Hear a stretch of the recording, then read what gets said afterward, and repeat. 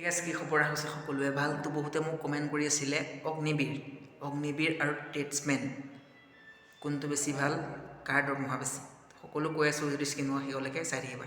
তো কথাটো এনেকুৱা হয় যে অগ্নিবীৰ যিটো অগ্নিবীৰ জি ডি মানে হ'ল মানে জেনেৰেল ডিউটি, আৰু টেটছমেন পাৰ্টিটোৰ ভিতৰত বিভাগ থাকে। ঠিক আছে, চেফ থাকে, হাউচকিপাৰ থাকে, ক্লাৰ্ক থাকে, তাৰপৰা তোমাৰ ছাপৰ্টিং ষ্টাফ থাকে। তাৰমানে টেটমেনৰ ভিতৰত কেইবাটাও বিভাগ আছে, কিন্তু অগ্নিবীৰ আমাৰ যোনটো জি ডি এইটো জেনেৰেল ডিউটি। মানে এইটো জি ডি মানে এটা জেনেৰেল টাইপত, মানে তোমালোকৰ এটা নিৰ্দিষ্ট জেগা নাথাকে, নিৰ্দিষ্ট ঠাই নাথাকে যে ইয়াতে ডিউটি দিব লাগিব বুলি। তোমাৰ ইউনিটটো য'লৈ যায় তুমিও তালৈ যাব লাগিব, তোমাৰ ডিউটি য'ত পৰে ত'তেই কৰিব লাগিব। মানে মিনিটত ঘণ্টাৰ প্ৰতি ডিউটি চেঞ্জো হৈ যাব পাৰে। ঠিক আছে, আৰু বহুতে মোক কমেণ্ট কৰি আছিলে, দাদা মই 8 পাছ টেটমেণ্ট দিব পাৰিম নাই। ঠিক আছে, তুমি যদি 8 পাছ কৰি থৈছা, 7 পাছ হ'লে তুমি টেটমেণ্ট দিব নোৱাৰা, আৰু যদি তুমি 8 পাছ কৰি থৈছা তেতিয়া তুমি 8 পাছ যদি কৰি থৈছা তেতিয়াহ'লে তুমি মানে টেটমেণ্টত দিব পাৰিবা। ঠিক আছে, আৰু এতিয়া আহিছোঁ মেইন কথা, মানে তোমাৰ আৰু বহুতে মোক কমেণ্ট কৰি আছিলে কি অগ্নিবীৰ জি ডি আৰু টেটছমেন কাৰ বেছি চেলেৰি কাৰ বেছি, মানে চেলেৰি কাৰ বেছি হয়।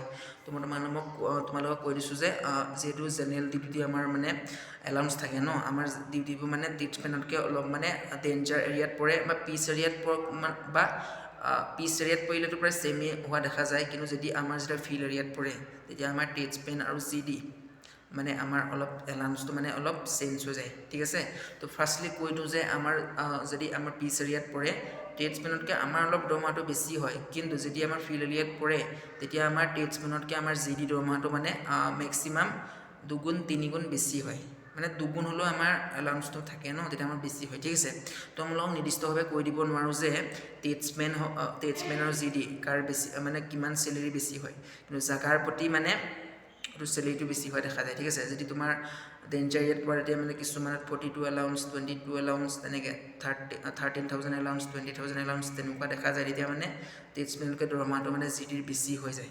ঠিক আছে, আৰু তোমালোকৰ ওপৰত মেটাৰ কৰে, তুমি যদি মানে অলপ আৰামদায়ক, মানে প্ৰতিটোৱে কষ্ট, ক'তো আৰাম নাই, কিন্তু মানে তোমালোকে যদি ভাবিছা যে আমাক ইমান কষ্ট নকৰোঁ, নৰ্মেল ডিউটি দিম, তেতিয়া তোমালোকে টেটমেনত আহিব পাৰা। কিন্তু টেটমেনৰ মানে কাটঅফটো জি ডিতকৈ বেছি যায়। ঠিক আছে, তো তোমালোকৰ ওপৰত নিৰ্ভৰ কৰে তোমালোকে কোনটোত আহিব পাৰা, কিন্তু টেটমেনতকৈ মানে জি ডিৰ দৰমহাটো বেছি। ঠিক আছে, কিন্তু টেটমেনৰ যোনটো ক্লাৰ্ক পাৰ্টিবোৰ মানে সোনকালে ৰেংক বাঢ়ি যায়, তেওঁলোকে সোনকালে মানে লেছ নায়ক হৈ যায়, কিন্তু জি ডিত মানে অলপ টাইম লাগে। ঠিক আছে, আমাৰ জি ডিত যদি মানে 8 বছৰ লাগে, তেতিয়া 8 বছৰ লাগে, কিন্তু টেটমেনত মানে কি হয়, তেওঁলোকৰ যিহেতু কামবোৰ মানে অলপ হাই লেভেলৰ বুলি ক'ব নোৱাৰি, মানে তেওঁলোকৰ কামবোৰ অফিচত থাকে ন, তেওঁলোকৰ কামবোৰ বেছি অফিচ ফাইল অনা নিয়া কৰা, বা অগ্নিবীৰ যিটো যোনবোৰ ৰেলী হওক, বা যেতিয়া ট্ৰেইনিং চেণ্টাৰ ডকুমেণ্টৰ পৰা ধৰি মানে যোনবোৰ কাম মানে ক্লাৰ্ক পাৰ্টিবোৰে কৰে।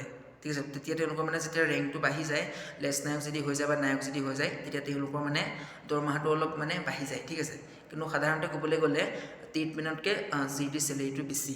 ঠিক আছে, তো বহুতে মোক কমেণ্ট কৰি আছিলে টেটমেন ভাল নে জি ডি ভাল, দুইটাই ভাল, তোমালোকৰ ওপৰত মেটাৰ কৰে। তোমালোকে যদি এনেই টেটমেন পাৰ্টিবোৰ প্ৰায়বোৰ জেগাই ঘূৰিবলৈ পায়, কিন্তু টেটমেনতকৈ মানে জি ডি পাৰ্টিবোৰে মানে অলপ বেছি মানে দূৰ জেগা ঘূৰিবলৈ পায়। ঠিক আছে, তো বহুতে মোক কমেণ্ট কৰি আছিলে যে টেটমেন ভাৰ্চেছ আৰু জি ডিৰ ওপৰত ভিডিঅ' দিয়া, তো আজি দি দিলোঁ।